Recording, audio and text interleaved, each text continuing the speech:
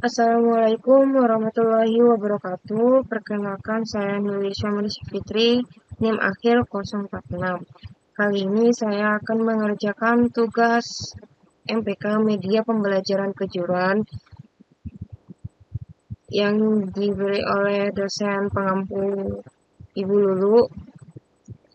Di sini saya akan menjelaskan tentang inovasi pembelajaran dengan model PBL untuk meningkatkan literasi numerasi dan hard skill siswa di Pulau Madura.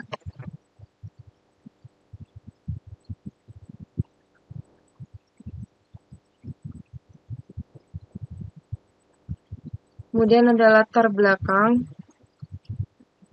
Pendidikan di Pulau Madura memerlukan model pembelajaran inovatif yang sesuai karakter lokal. Kemudian, problem based learning atau PBL mendukung pembelajaran aktif, kolaboratif, dan kontekstual. Yang ketiga, berdasarkan jurnal, PBL mampu meningkatkan literasi numerasi dan kemampuan berpikir kritis. Pendidikan di Madura menghadapi tantangan dalam hal kualitas pembelajaran. Salah satu solusinya adalah dengan menggunakan pendekatan yang mendorong keterlibatan aktif siswa. PBL adalah model pembelajaran yang sesuai dengan pendekatan kontekstual karena memungkinkan siswa memecahkan masalah nyata yang relevan dengan kehidupan mereka. Banyak jurnal yang menunjukkan PBL sangat efektif dalam meningkatkan kemampuan berpikir kritis dan pemahaman konsep. Yang ketiga yaitu definisi PBL. Model pembelajaran berbasis masalah adalah pendekatan yang menekankan proses penyelesaian masalah dunia nyata sebagai sarana belajar, mendorong siswa untuk belajar mandiri, berpikir kritis, dan bekerja sama.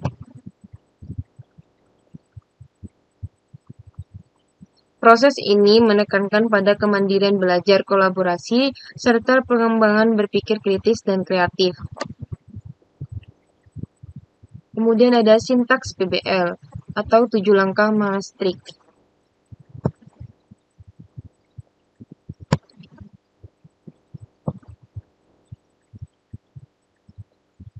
Yang pertama, klarifikasi istilah masalah.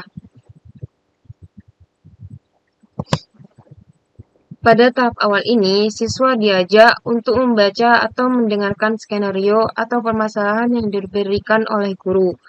Permasalahan yang diberikan, lalu mereka mendiskusikan istilah-istilah atau konsep yang dirasa sulit atau belum mereka pahami.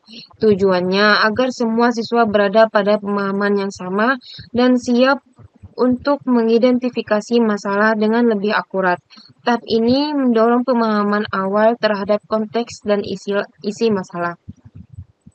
Kemudian yang kedua ada identifikasi masalah. Setelah memahami istilah dan isi skenario, siswa mulai mencari inti permasalahan atau pertanyaan yang muncul dari kasus tersebut. Mereka mengidentifikasi dan menetapkan apa sebenarnya yang menjadi masalah utama yang perlu dipecahkan. Ini melatih kemampuan analisis dan ketajaman berpikir kritis siswa. Yang ketiga ada brainstorming.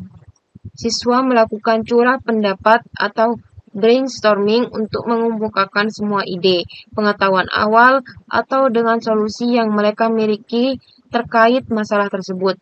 Semua pendapat diterima tanpa ada kritik agar suasana terbuka. Tujuan dari tahap ini adalah mengaktifkan pengetahuan yang telah dimiliki sebelumnya dan mendorong rasa ingin tahu untuk mengetahui lebih jauh. Yang keempat, yaitu pengorganisasian ide. Ide-ide yang muncul dari proses brainstorming diklasifikasikan dan diorganisasi secara sistematis. Siswa mulai mengelompokkan informasi, membuat hubungan antara ide, serta menyusun struktur berpikir yang lebih logis. Proses ini,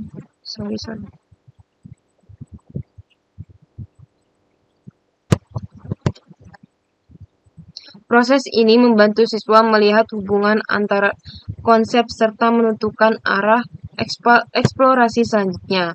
Yang kelima, rumusan tujuan belajar.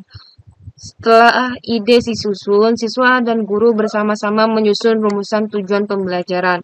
Tujuan ini menjadi pedoman selama proses belajar mandiri.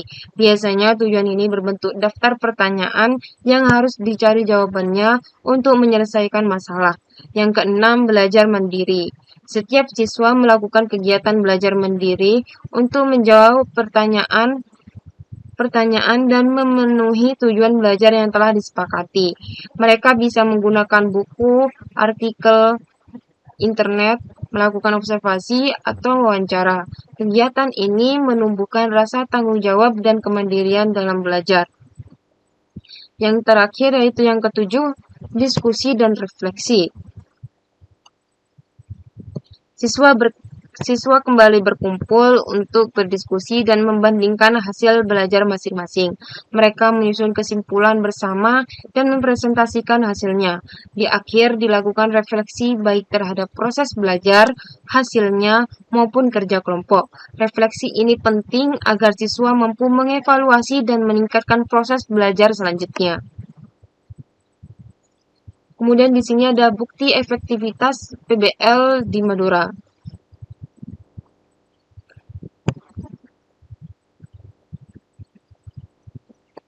Penelitian menunjukkan bahwa penerapan PBL di beberapa sekolah di Madura berhasil meningkatkan hasil belajar. Contohnya seperti di SD Waru Timur 2 Pamekasan, PBL meningkatkan literasi numerasi siswa. Yang kedua, SMK 2 Pamekasan, PBL meningkatkan pemahaman materi Al-Quran Hadis. Kemudian, kelebihan dan tantangan PBL.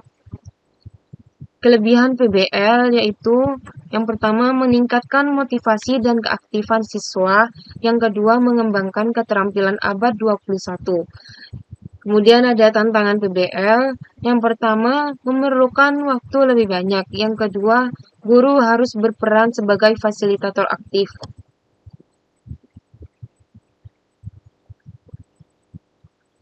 Di sini ada integrasi konteks lokal Madura.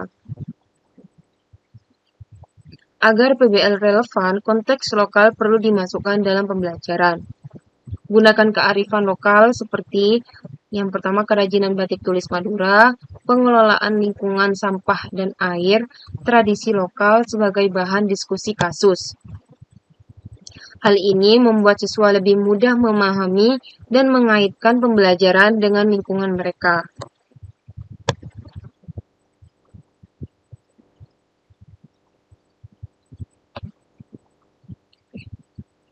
Maaf.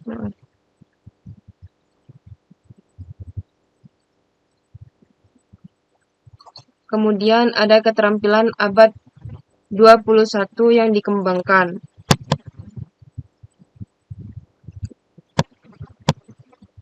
Yang pertama, berpikir kritis dan pemecahan masalah. Yang kedua, kreativitas dan inovasi. Yang ketiga, komunikasi dan kolaborasi. Yang keempat, literasi informasi dan teknologi. Yang kelima, kepercayaan diri dan tanggung jawab. Kemudian di sini ada contoh penerapan PBL.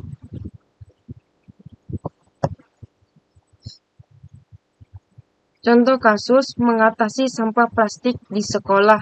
Langkah-langkahnya yaitu yang pertama, identifikasi masalah lingkungan. Yang kedua, riset solusi berbasis lokal. Yang ketiga, kampanye dan program daur ulang. Yang keempat atau yang terakhir, refleksi hasil dan dampak sosial.